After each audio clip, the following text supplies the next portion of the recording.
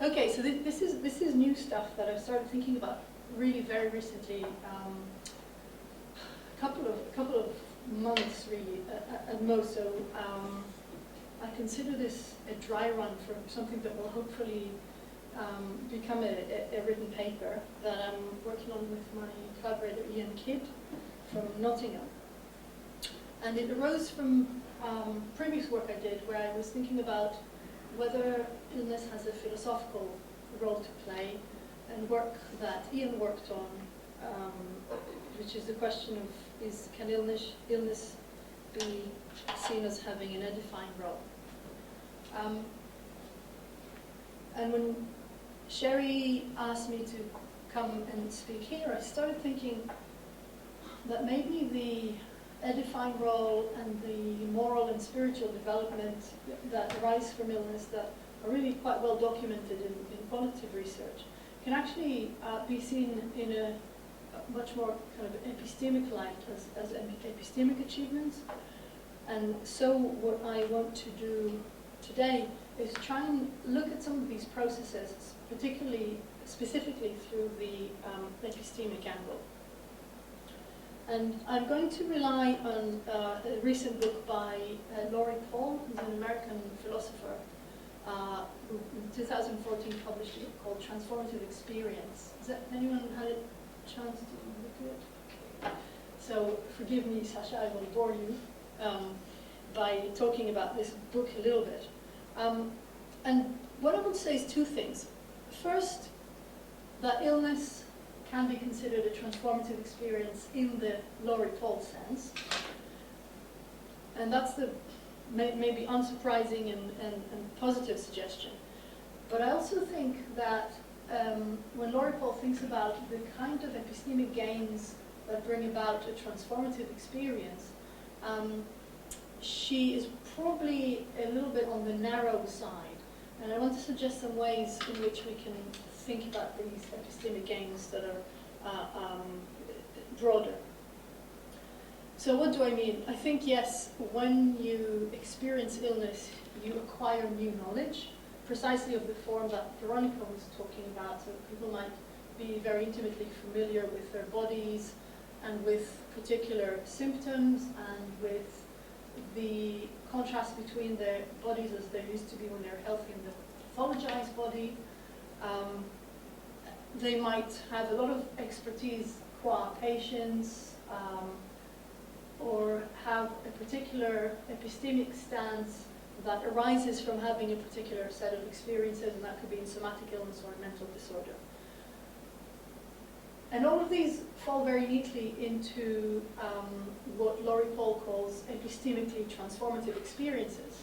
And I'll give an example of that in a minute. But what I want to suggest is that there is perhaps other kinds of epistemic change. For example, a change in one's epistemic stance, in one's degree of confidence or certainty in particular aspects of the world, in one's particular trust in their body, for example. And that these amount to, these are also epistemically transformative, but fall outside the purview of Laurie Paul's account. And so I want to suggest her account can be important. And I think it would also be fair to say, and this is the older stuff I've been thinking about for a while, is that illness gives rise to philosophical insight. And I think there's an overlap between these two claims in that illness is a transformative experience that can really bring about a substantive or deep change to our epistemic stance, and that change is a form of philosophizing. So why do I think illness is a good candidate in this respect? Why do I think it might count as a transformative experience? For all the obvious reasons. It's a profound and life-changing experience, and I'm talking here specifically about serious, life-limiting or chronic conditions, not about the odd headache or cold that most people experience as a part of normal everyday life. It's the kind of experience that changes not only the contents of experience, but also the structure of experience.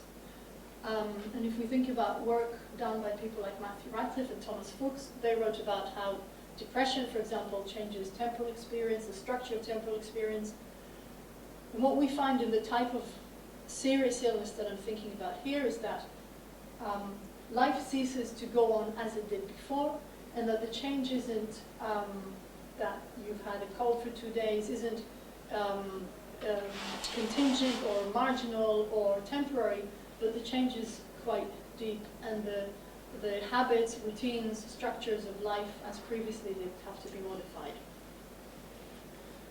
And this leads ill people, and sometimes those around them, to reconsider their values and goals. And I think that these two, the profoundness and depth of the experience and the reconsideration that it leads to, amount to a call for reflection. I'm not saying every person who is ill necessarily heeds the call, but I think this is where the kind of philosophical potential of illness starts to play itself out. I'm thinking, like Arthur Frank, for example, who wrote very eloquently about his experience of cancer. He said, I suddenly had to stop and think, why was I living as I did? I suddenly had to sort of give justifications for myself, because I was withdrawn from the normal everyday activities and commitments I was engaged in, and my life was brought to a halt, and I had to find a new way of making meaning or understanding it. So I don't think illness is necessarily a reflective event. Of course, if it's extremely traumatic, then it can just stop all reflection. But I think it's a very forceful invitation or a call for reflection. And I think in this respect, illness is philosophically salient, because it's an invitation for people to philosophize in the particular ways that I'll describe below. I'm not saying that these epistemic gains are worth it no matter what, and I'm not trying to either belittle or valorize the very painful, life-limiting, and traumatic experiences that people have when they're ill. What I'm trying to do is to point out that there can be productive processes within the context of illness. For example, edification, reaffirmation of life, a focus on things that are important, an exclusion of things that are trivial, and so on. Okay, so here's what Laurie Paul says about transformative experiences. She doesn't talk specifically about illness, that's my kind of spin on it. So you can tell me if you think that illness fits or doesn't fit as a transformative experience. But what is a transformative experience? When you find yourself facing a decision involving a new experience that is unlike any other experience you've had before, you can find yourself in a special kind of epistemic situation. You know very little about your possible future. These big decisions involve choices to have experiences that teach us things we cannot know from any source but the experience itself. And she goes on to say, many of these new and unknown experiences are life-changing or dramatically personally transformative. We only learn what we need to know after we've done it, and we change ourselves in the process of doing it. So a transformative experience has two elements to it. It's got to be epistemically transformative, and it has to be personally transformative. By epistemically transformative, Paul means that through the experience we learn something new that we could not have learned otherwise. And she gives us an example, becoming a parent. And she says, there is no amount of reading about parenting or watching other people parent or imagining what it might be like to be a parent that would even come close to the kind of knowledge you acquire when you are actually a parent. She also gives another example, which is of people who choose to become vampires. It's a fictional example. And she says, well, imagine if somebody said to you, become a vampire, you're going to love the taste of blood, and you're going to love the activity of finding people to bite and so on. On the basis of your current state of knowledge, you have no way of knowing whether you're really going to like it, is it really going to be the thing for you or not. And with respect to irreversible decisions, such as a decision to become a parent, the stakes, of course, are very high. And her epistemic point is that you make the decision whether to become a parent or whether to become a vampire or not on the basis of incredible ignorance. And that's for two reasons. The first is because you don't know what it's going to be like for you. But the second, which is worse, is because once you've had the experience or through the experience, your values and preferences are going to change to the extent that they will be very different to the ones you have now. So it's not only that you don't know whether you, the non-vampire you, would be happy as a vampire. It is more that you don't even know what the probabilities and risks involved in this is. You have no way of calculating them because you have no way of knowing what your preferences would be like once you have made the transition into vampirehood. So epistemically transformative, you get to know something from the experience that you could not have known in any other way. Personally transformative, because these are the kinds of experiences that change your values and preferences in very deep ways, in very unanticipated ways.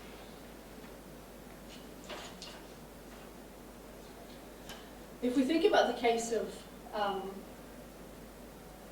illness, I want to focus on the first of these two. I want to focus on the epistemically transformative experiences we might have in illness. And I think these are two. This is not an exhaustive list. This is just the beginning of a taxonomy I'm working on. I think they amount to two types: illumination and edification. And of course, once you have these kinds of illumination and edification, it might be that you will be personally transformed by these changes. I'm not going to say that much about that, but I'm open to the possibility that the two are obviously very intimately connected. So, first, illness as illumination. Why do I think it's a good candidate for a transformative experience? Because I think it is epistemically transformative in the following senses. Somatic illness reveals embodied experience in ways that few other experiences that lie on the normal or healthy range might reveal. It does that by broadening the spectrum of our experience in the bodily sense. So take an experience like fainting, being incontinent in a public place, losing your voice completely, or, I don't know, you're a GP. Have you got another example? Just collapsing. Yeah, of suddenly losing control over some bodily function or consciousness or something like that. That's the kind of experience that is deeply revealing and that brings people to confront a lot of their maybe tacit or taken for granted assumptions about how things normally are, about agency, about autonomy, about independence. And that's part of the reason why they're very psychologically upsetting for people.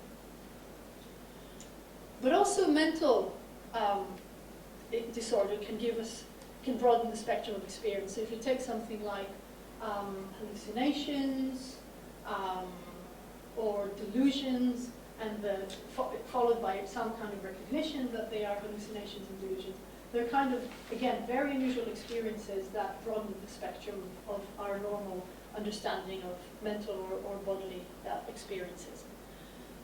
So illness has this capacity to be revelatory, and again, I'm not saying for a minute that these are good experiences or that we ought to want to have them so we can become epistemically transformed.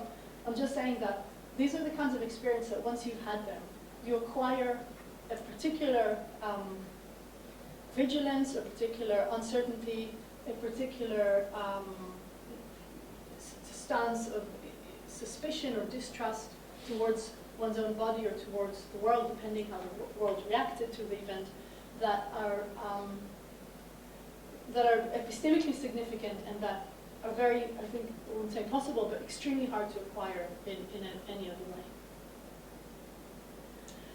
Illness is also, has the power to illuminate, Because again, think about the spectrum broadening. If, going back to Veronica's example about breathlessness, I think for a healthy person, the idea of being extremely breathless just means exerting oneself very, very hard.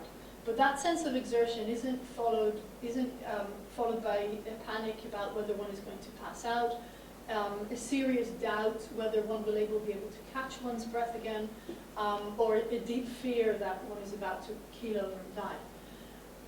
And once you add those elements onto to extreme breathlessness, it tips over into something we might call pathological breathlessness. And I would say that that type of breathlessness simply expands the spectrum and is not knowable by healthy people until they've experienced that type of extreme breathlessness, even if they exercise very, very intensively. And what the pathological experience does is not only gives us access to a new domain of experience, but also sheds light on what normal experience is like, and makes particular elements of it more suspect, more salient, more significant, or more worthy of philosophical consideration. Now, of course, illness is an integral part of life, so this kind of illumination, I think, would be useful to, if we thought about it as less distant from our daily lives, and I'm saying us now in the sense of sort of maybe the philosophical community, where, as McIntyre points out, appeals to the sick or the disabled are sort of exceptional cases where one can demonstrate their moral ability to be generous or compassionate or whatever. And if we took these experiences as being more integral to life, I think that would maybe cause us to shift the way in which we think about particular areas within philosophy, like political philosophy and ethics. Okay, so that's illness as illumination, but I think illness also has, can also be epistemically transformative because of its edifying role. And there's a paper by Ian Kidd from 2012 where he describes illness as doubly edifying. He says it both operates as a reminder of our frailty, and of course that can be accompanied by a strong reaction like denial or disgust or kind of atavistic wanting to get away from it. And it is also potentially a source of moral and spiritual improvement. And again, appealing to the philosophers, I think any attempt to consider what a good life amounts to, what are the components of a good life, would have to take into account the times in life at which we are vulnerable, more dependent, or entirely dependent. For example, in infancy, in old age, and often in between. And the idea here, the idea that Kidd puts forward in his paper, is that in order to understand virtue or goodness or compassion, we ought to really look to experiences that call them into play or test them, such as being ill, but also caring for ill people or otherwise empathically engaging with ill people. So we have these two types of the doubly edifying role that illness can play. And of course, if we look back to the Stoics, then we find that this kind of edification is actually an important component of of the quest for the good life, because it entails, it provides us with a potential answer to the question, how ought one to live in a way that is dignified, in a way that is moral and otherwise virtuous. And for the Stoics, the ability to achieve what they call the reflective coping with illness is of utmost importance, because illness is simply an essential feature of the world. It was then, it is now. And so we find philosophers like Epictetus, who says the following. He says, "A man who has fever may say, 'If I philosophize any longer, may I be hanged.' Wherever I go, I must take care of the poor body, that a fever may not come. But what is philosophizing? Is it not a preparation against events which may happen? So the idea here behind illness as edification is both that illness can cause a process of edification, but also that we can preempt the future illness by looking to moral exemplars in the form of people who, say, quoting Epictetus again, bear illness well in a variety of ways. And of course, the Stoic point about edification is echoed by psychologists like Jonathan Haidt, who talk about post-traumatic growth as a result, or one thing that happens to people when they encounter adversity, for example, illness. And post-traumatic growth has kind of three elements to it. The first is that people who have been ill or suffered severe stress previously recover more quickly. The second is that the stress causes good relationships to become better and for bad relationships to be annihilated. And the third is that the adversity can change one's priorities, make people more focused on what's important, and shift the emphasis towards being in the present, which is, of course, another important tenet of Stoic, the Stoic account of the good life. Again, post-traumatic growth doesn't necessarily always happen. We can think of lots of human experiences that are just too terrible to endure and don't allow this post-traumatic growth, this process to take place. But I think that there's still enough scope within thinking about illness for thinking about post-traumatic growth as another form of edification that comes out of illness. Now, all of the stuff I've said so far, and I think it would be interesting actually to see what you think, Veronica. A lot of the kind of first-person knowledge and accounts and reports and testimonies and insights that people have written up as pathographies or in online blogs or in philosophical accounts and so on, tend to be quite marginalized, I think, still by, at least in some medical quarters. And this type of knowledge can be ignored, it could be excluded, it could be referred to as soft data or anecdotal, and is not kind of gold standard, not evidence-based. And one example is the gold COPD guidelines, which say something like, we're not going to include qualitative data because we just don't know how to synthesize it with the quantitative, and it's too complicated, and so we're just leaving it out. And there's an interesting exchange in the Lancet about that issue particularly. So I'm just pointing out that all this potential source of knowledge, of transformation, of edification and illumination isn't necessarily something that health professionals are particularly aware of, attuned to, or that is routinely picked up in medical consultations. Okay, so now just wanted to talk a little bit about Laurie Paul's conception of epistemic transformation as leading to transformative experiences, and to make a couple of suggestions. So I think her conception is a little bit narrow. She thinks of the kinds of epistemic transformation, the kind of knowledge that one accumulates by having a new experience as positive. So the idea is that you learn something new, a new fact about what it's like to drink blood or what it's like to be a parent. And that knowledge is cumulative. So you know a little bit about what it's like to be a parent or a vampire after a week, and then you know a little bit more after a month and a year and so on. And the knowledge kind of builds up in this way. Now I want to suggest that I think that conception can really be broadened. We can also think about other types of epistemic change that would be epistemically transformative, even though Paul doesn't explicitly consider them in her book. So here's ones that occurred to me as ones that might take place in experiences of illness. One is a loss of certainty, a kind of general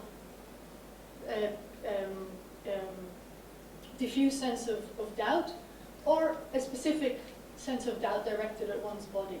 I wrote previously about this notion of bodily doubt, which is comprised of a loss of certainty, loss of continuity, and loss of faith in one's body as a result of these kinds of experiences, extreme bodily experiences. We can think about epistemic humility. We can think about patients with a progressive illness as waking up every morning and saying, what is my body going to do to me today? What else am I going to, what capacity am I going to lose this week? So things like maybe multiple sclerosis or COPD or any cancer, any other progressive disease where, especially if the rate of progression and the order at which capacities are lost isn't necessarily very well known. Or it can affect something like chronic fatigue syndrome, where the illness could lift at any moment and people live for weeks and months and years in the hope that it'll disappear, but of course they don't know when it will go. And I think these kinds of experiences can lead to very deep epistemic humility.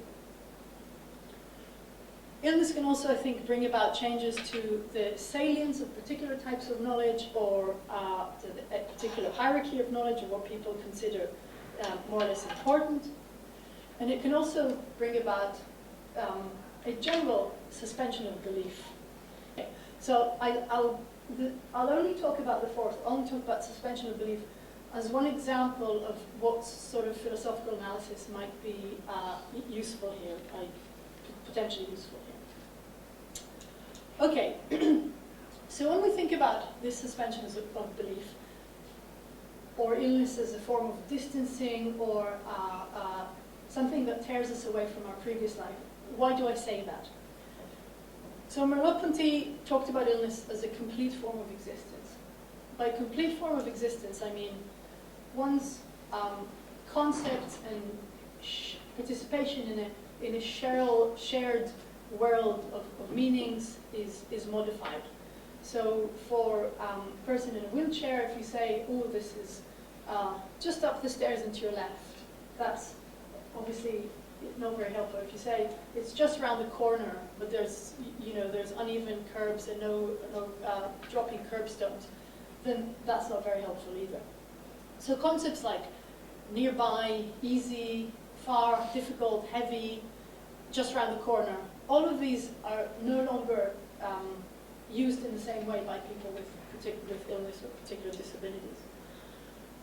People's expectations change in the ways that I mentioned earlier. So one's attitude towards time and one's values have to be readjusted in light of the illness. So you'd say, oh, I really wanted to do the coastal trail in the southern island of New Zealand, but I can't do that anymore, so I'm going to watch a video about it. So in other words, it's a complete form of existence because it leads to a comprehensive realignment of the meaning, the values, the ways of being that one previously had in health. And this amounts to a change of epistemic stance, to a form of distancing, or the epoche, as Husserl used it. So he picks up this idea from the ancient skeptics, that we can observe our experiences and observe phenomena without making any metaphysical commitments about their reality. And I want to kind of borrow this idea and talk specifically about illness as a possible type of epoche. So Husserl never said this, but I think it's a legitimate stretching of his ideas. So in what sense is illness a suspension of our beliefs? It's a crisis of meaning, especially around the time of symptom appearance or diagnosis, especially if they're dramatic. It's a very disruptive experience. It detaches one from the everyday.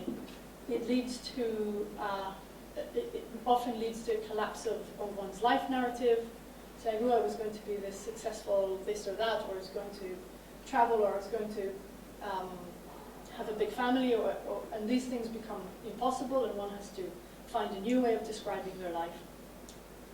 And this leads to a defamiliarization.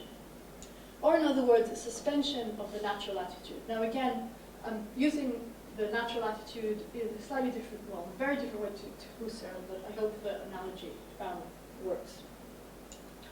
So what do we mean by this epoche, this suspension of our beliefs or our metaphysical commitments to, say, the reality of the world? What the epoche is a change in one's stance towards the world rather than a suspension of withdrawal from the world. So this is what the epoche enables is to reflect philosophically on particular aspects of the world without withdrawing from it. It strips away the shared meanings, it sheds new light on taken for granted aspects of our existence. And I'm just giving as a very brief example, Rachel Whiteread's work, which is House. And she uses this technique of negative casting. So that used to be a terraced house, and all the ones around it were torn down. And then what was left was one single house. She then, with the help of some enthusiastic assistants, poured millions of tons of cement into that house, waited for it to dry, and then knocked down the house. So what you're seeing is the inside of the house that has been solidified or turned into matter. And this is, I think, a decent example of the epoche because it shows how you can experience this switch of in perspective or this new way of observing something by turning the open space, the inside, the interior space of the house, which again is normally not very interesting, taken for granted, not explicitly thematized, and to turn it into something worthy of attention, something that has aesthetic and artistic value and so on. Now, I think there are two things at play in the epoche. The first is objectification in the case of illness. So, putting a distance between the self and the body because the body has become this alienated, strange being that is reified by medical inquiry and treatment, breaks down the natural attitude towards the body and disrupts the unity between the objective physical body and our subjective experience of it, or the ill person's subjective experience of that body. And here's an example taken from Jean-Dominique Bobby's book, The Gargoyle and the Butterfly. So Jean-Dominique Bobby was a healthy man in his mid-40s who suffered a stroke and as a result ended up with in the state of locked-in syndrome, which meant that he was completely paralyzed except for his left eyelid, which he used to communicate. And in fact, he wrote this entire book by blinking his eyelid in response to a letter chart that a nurse held up and read out every letter. When she got to the letter he wanted, he blinked. Can you imagine writing a book like that? Unbelievable. So here's what he says about his own reflection. Reflected in the glass, I saw the head of a man who seemed to have emerged from a vat of formaldehyde. His mouth was twisted, his nose damaged, his hair tousled, his gaze full of fear. One eye was sewn shut, the other goggled like that doom-eyed of Cain. For a moment I stared at that dilated pupil, before I realized it was only mine. And that's the actor in Julian Schnabel's film based on the book, which is very beautiful. So objectification is, I think, one component of that suspension of belief or suspension of relationship to oneself and the world that takes place in illness. There's also uncanniness, because the body becomes both an obstacle and a threat. It's a source of negative experiences. The kind of virile stance of I can, which is, again, Husserl's critique of Descartes, I think, is replaced by an I cannot. So the idea that we encounter the world as a form of potential action or potential connection, that we encounter objects as things we can do things with and to, is replaced in illness by an I cannot, or I once could but I no longer can. And the uncanniness emerges from the fact that the transparent nature of the bodily orientation simply becomes occluded with attention, worry, anxiety, and turns into what Frederick Svenius calls unhomelike being in the world.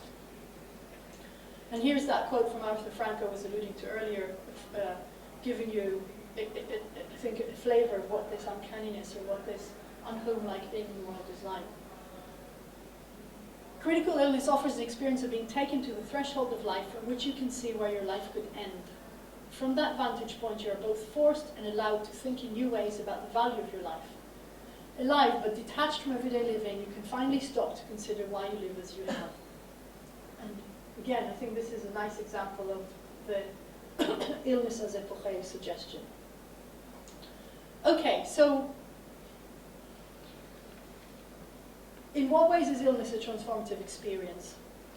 So here are the last two quotes from Epictetus and Merleau-Ponty. Epictetus tells us what it is to bear fever well, not to blame God or man, not to be afflicted at that which happens, to expect death well and nobly, to do what must be done.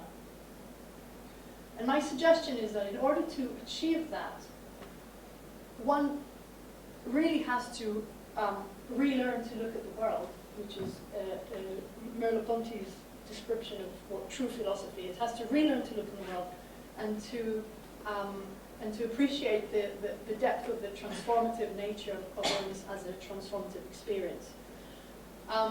So as I said, these are my initial messy thoughts of something that will hopefully one day be a paper. So I would really welcome your thoughts and reflection on this. Thank you very much. Fantastic. Thank you very much. So as before, we have 20 minutes for questions. Who would like to kick us off? Question? Just a tentative question. Just wondering, those of us who haven't experienced extreme illness, those of us who haven't experienced extreme illness of that sort, do you think it's possible to actually have the transformative experience with regard to life and our body if we relearn how to consider our own embodied existence without having that disruption to our embodiment? Do you think it's possible? Or do you think illness is necessary to that transformation? I think, okay, so that's up for debate. I think there's kind of two ways of approaching it. One is to say, well, of course I can have a transformative experience if I read other people's accounts of their illness, or if I watch a film like The Diving Bell and the Butterfly, or if I take time to seriously reflect on the vulnerability of my own embodiment. But physically speaking, can we physically transform ourselves in that way? Yeah, okay, so this is where I think the difference is. I think you can educate yourself, certainly, if you want to know something about a particular condition or develop more empathy with ill people, then yes, yeah, absolutely. I think there is a deep difference in that undergoing a particular somatic or mental experience does give insight to something. I don't know if I want to call it necessarily knowledge, going back to what Sasha was saying about beliefs and the whole discussion about what our beliefs and our particular bodily sensations or bodily reactions necessarily underpinned by some kind of belief or is it kind of non-propositional knowledge? Is it something much more that's what it would mean, experiential or visceral or what have you? And I think there's an element of that, but I don't want to necessarily exclude the possibility that you can have these kinds of insights without undergoing the experience.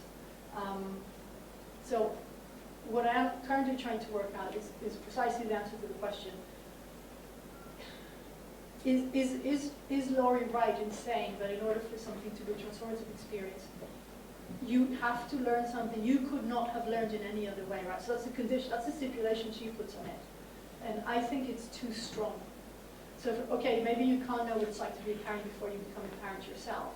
But you can definitely, borrow someone else's kids for a week and then you'll have a pretty good idea. And in the case of the body, you could also learn how to dance without having danced before, or do some sky jumping or something. That might be transformative in a similar way, in an embodied way, do you think? Oh, and other kinds of extreme. That's what I mean by transforming. In the Yeah. embodiment, our experience of our embodiment being transformed without it necessarily being illness transformed. And making us aware of our mortality in a different sort Yeah, of way. I think it depends. I mean, I'd be a little bit skeptical if somebody said, my life has been forever transformed because I did this skydiving thing with an instructor and it just, so I don't know, I don't know actually. So remember there's two components. There's an experience has to be epistemically transformative and personally transformative. It has to change what you know, and it also has to change your values and preferences. So I think something like learning how to dance, okay, maybe it will change your values and preferences in a deep way if you decide to commit your whole life and all your resources to it. But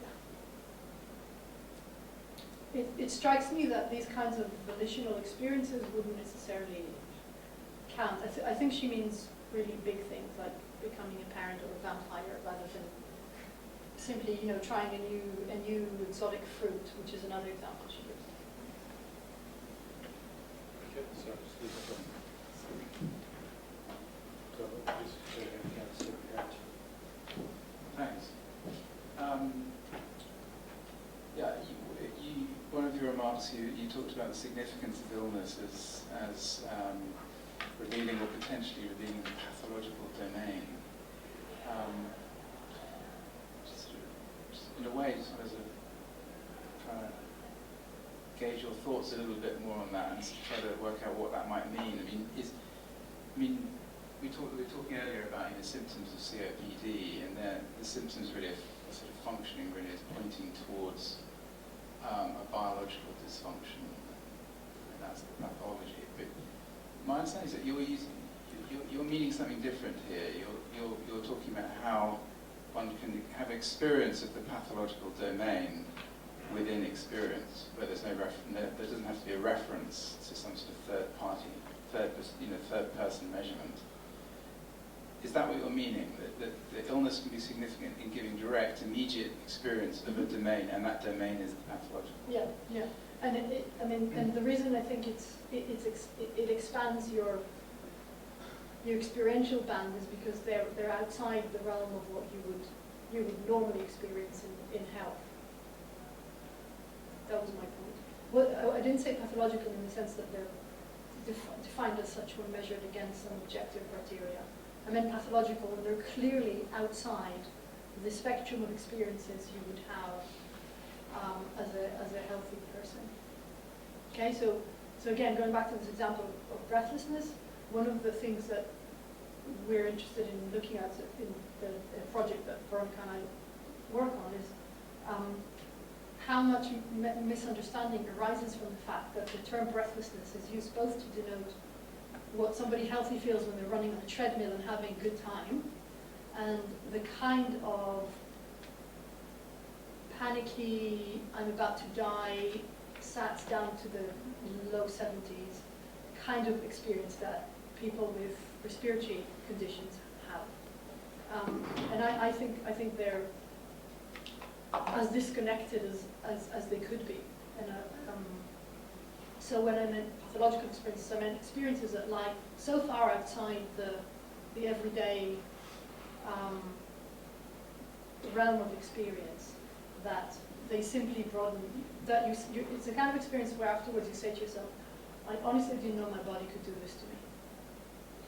But you might just think, oh, that's an outlying experience. Never had one of those before. Or, boy, that was really unusual. But you seem to be wanting to say that it's an experience of crossing a threshold. Yeah. Which is different, isn't it? That's a qualitative difference rather than a quantitative one.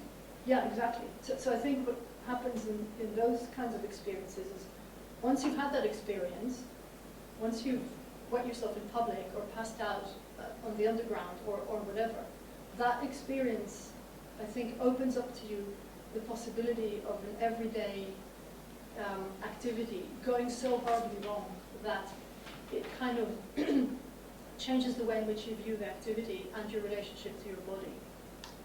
because you can't just then say, okay, that was a one-off, I'm now just going to carry on as before. So the idea is that this kind of experience just heralds a new way of being. And I think part of the process of falling ill is coming to understand the many ways in which things can go wrong all the time, and the very kind of tenuous faith, unjustified tenuous faith we have in them not going wrong. And you can think of an analogy as just a radical experience that leads somebody to thereafter distrust other people. So being betrayed by a loved one, or being validly being the victim of say violence or something like that, I think would also give rise to the same kind of experience. So it's non-reversible in that once you've had it, you don't just say, ooh, I slipped, I slipped on something on the street. Never mind, I'll just get up and carry on as before. So these experiences are the ones in which the routine and habitual manners in which you conduct your life up to that point remain intact. And I think illness is a case in which they just fall apart, and you can no longer continue living with these routines and habits. And that's why I think it's interesting, because then it causes you to go back to the habitual ways and say, oh, I never noticed that I took for granted that I could run for the bus, climb the stairs, stay up until 5 a.m. with my friends drinking, and so on. So there's a sense in which these kinds of experiences remove the tacit or taken for granted way in which we experience routine events thereafter. That makes sense. That was a long answer to. Yeah, because it seems to me if that's true, that you can establish what is normal and what is abnormal or pathological experience within experience itself.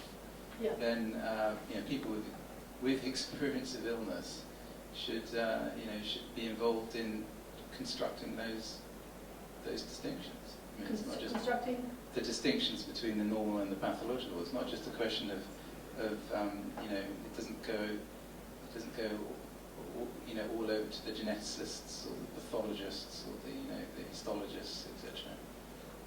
If what you're saying, if you take it literally, it would mean that people with experience of illness, because they have the experience of and can have direct experience of the normal and the abnormal, or the normal and pathological,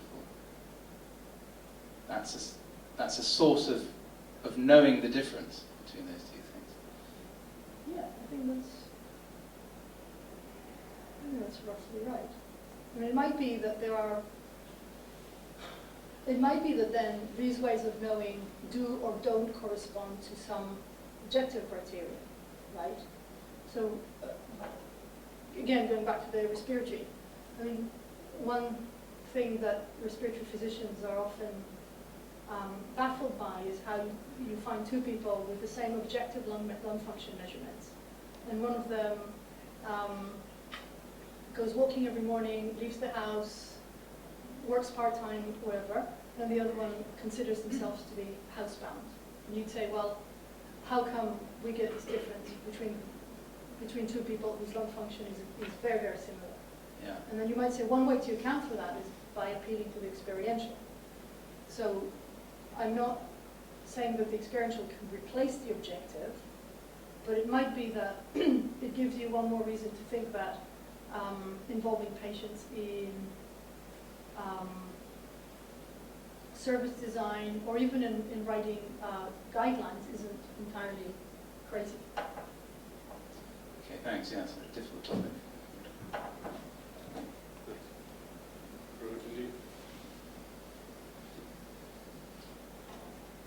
Kind of related to what you just said, because I'm thinking of how can we take that transformative experience into the clinical context and make those things better, and also research. So I myself might never have the transformative experience of COPD, yet could I immerse myself in other people's transformative experiences to then draw on that experience as knowledge myself? do you think? I mean, is that where we kind of could make the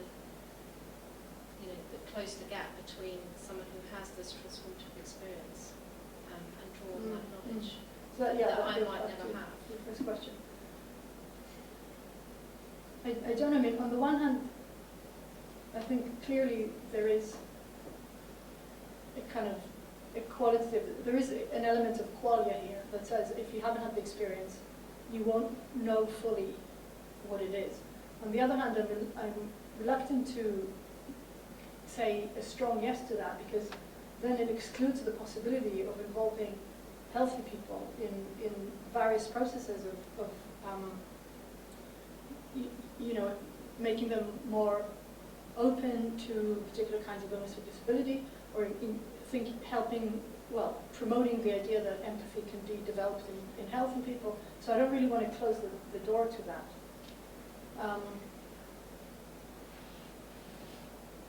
So I think, yes, I mean, there is an element of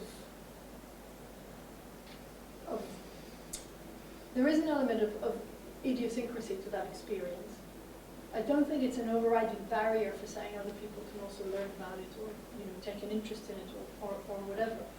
But I do think that like other experiences that people often raise in this context, people talk about giving birth. You can't know what it's like unless you've done it yourself. And I think, there is a sense in which it's true. Now, is that the overriding relevant sense through which we should understand that experience? I don't necessarily think we should, because that would just kind of undermine this whole idea that it is worth talking about, writing about, thinking about, sharing illness experiences.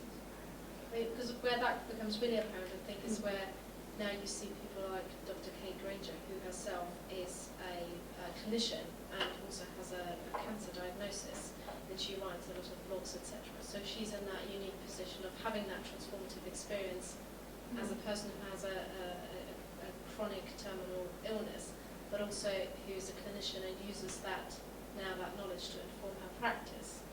And I suppose,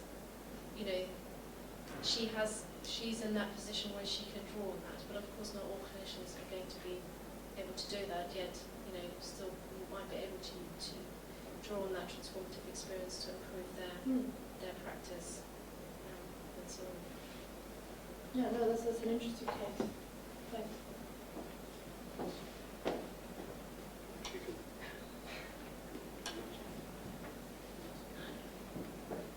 Okay, thank you for what you said. I was just wondering how key the kind of acute interruption was to the interpretation of the pathological. So some people actually have illnesses from birth, and lots of developmental disorders. Is it possible to have this experiential knowledge of illness when the illness is normal for you? Yeah.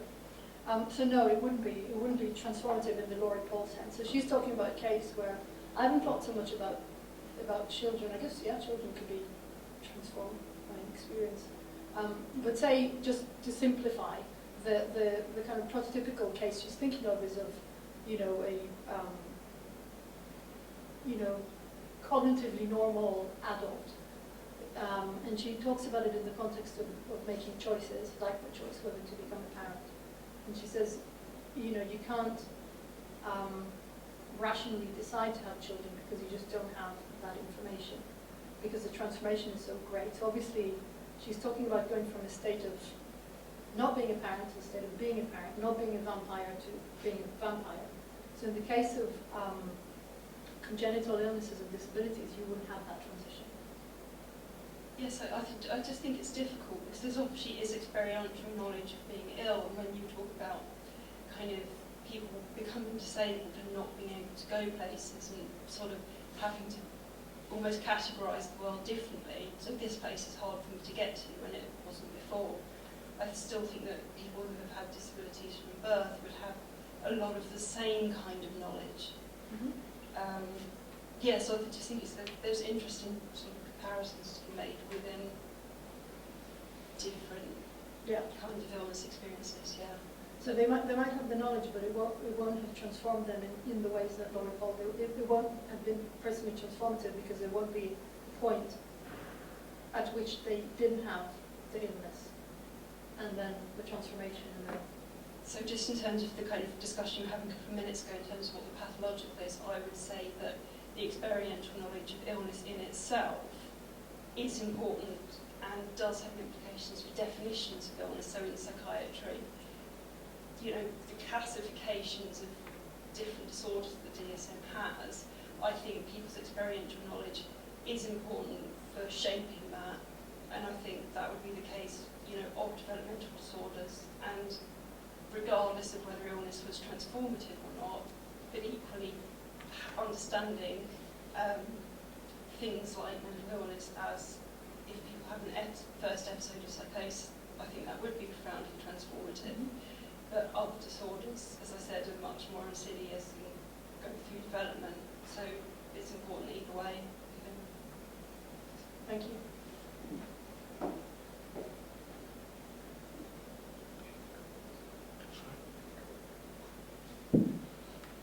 Thank you very much, Havi, for that very stimulating and very promising topic. Look forward to reading your paper. I was just wondering whether you think that a lot of the transformation which takes place with illness can be put down to the realization that I, as an individual, am going to die. I mean, we all know that all of us are going to die from a relatively early age, from adolescence probably, but it's something which doesn't apply to us. We're extremely good at denying this when it comes to ourselves. And is it a breakdown of this denial and a realization that this is going to happen to me, that this knowledge becomes personal now? It's certainly an element of it. So I think mortality is one kind of vulnerability that maybe can become apparent through particular illness experiences. But we can also think more broadly about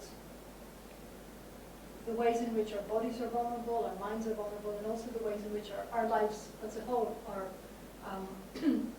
vulnerable to all kinds of disasters and trauma. So this is a point made by Alistair McIntyre in his lecture series that was published in 1999 called Dependent Rational Animals, where he talks about the difficulty we have as philosophers, but more generally, to recognize the vulnerability and the affliction that characterizes human life, and then the deep ways in which that makes us dependent on others, and how that kind of goes against the grain of a lot of political philosophy and ethics that we're kind of reared on, and how that ought to change. So I think mortality is one very central form of vulnerability, but there are others as well.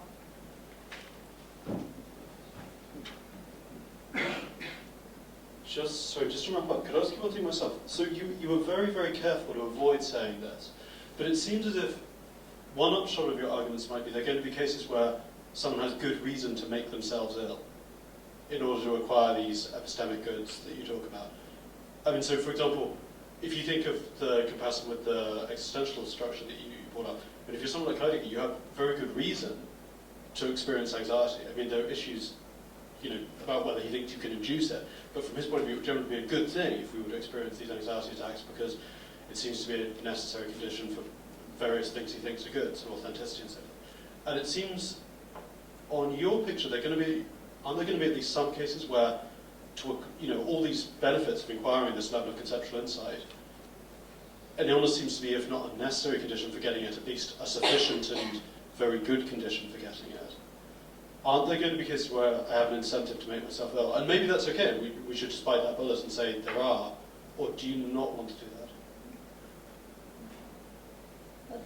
So I mean, if you think about what I'm talking about, right?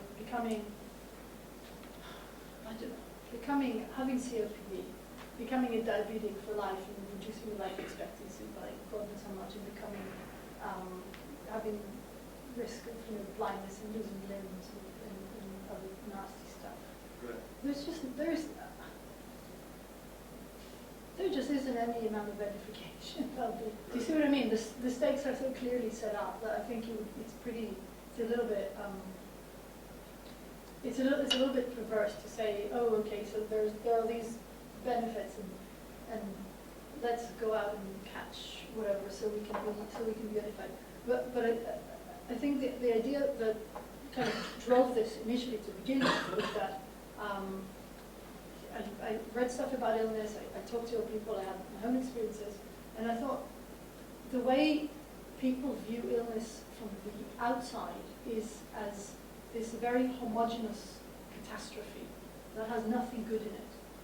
And I think that again, the point made by empirical economists, psychologists, whatever, who are studying well-being in illness, is that the picture is much more complicated than that. So the reduction in well-being is, persistent but not enormous. So I think what was of interest to me was to point out the diversity of the experience, the richness of it, and the potential unexpected but positive effects that can come about through illness. But does it make it worth acquiring a serious life-limiting or chronic condition? No. Right. I mean, so the point of the question is not to make light of the obvious consequences of the illness. I'm just interested, so for example, if you look at the literature based around military training, something you often see is people saying things like, well, of course there are very serious risks in going to war, you've got a high chance of sustaining some terrible injury, but it's worth it because of the transformative effects of having been in combat. It will make you, and this is normally said by people who've never actually been in combat, but this is the sort of thing you see in particularly pre-World War II training manuals. This will make you, it will change you in certain ways, you'll acquire certain things, certain goods that you couldn't have had otherwise. Okay, that's interesting. So your reaction is just no, because the stakes are so clearly set up that this case can come out. The stakes are clearly set up, and also I don't think illness has kind of a monopoly over edification and illumination in any sense. I mean, I think it makes very salient very particular sets of experiences, mostly somatic experiences, or at least I've worked mostly in somatic experiences. But to say it's a worthwhile trade-off, or that there's a prescriptive element here saying, well, go out and get yourself sick. No, I really kind of oppose that.